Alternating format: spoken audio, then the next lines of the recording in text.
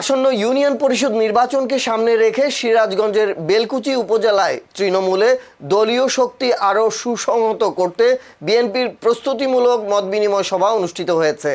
Belkuchi union BNP ও অঙ্গ সংগঠনের আয়োজনে শাহপুর ডিএস হাই স্কুল সভাকক্ষে অনুষ্ঠিত মতবিনিময় সভায় সভাপতিত্ব করেন বেলকুচি পৌর বিএনপির সাবেক যুগ্ম আহ্বায়ক শফিকুল ইসলাম শফি। এতে প্রধান অতিথি হিসেবে বক্তব্য রাখেন সিরাজগঞ্জ জেলা বিএনপির সদস্য গোলাম আজম।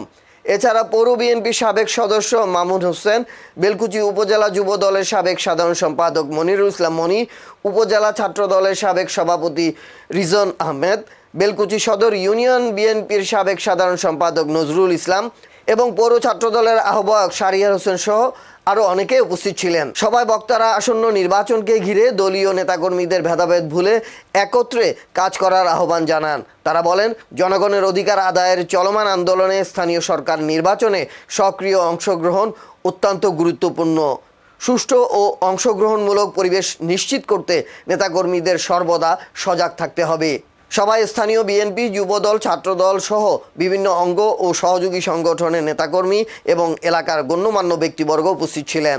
বেলকুচি সদর ইউনিয়ন পরিষদ নির্বাচনে বিএনপির 3 জন চেয়ারম্যান পদপ্রার্থী হিসেবে প্রার্থিতা ঘোষণা করেন। প্রার্থীরা হলেন সিরাজগঞ্জ জেলা বিএনপির সদস্য গোলাম আজম, বেলকুচি সদর ইউনিয়ন বিএনপির সাবেক সভাপতি নজরুল ইসলাম ও বেলকুচি সদর ইউনিয়ন বিএনপির সাবেক সভাপতি শহীদুল ইসলাম পরাণ মণ্ডল।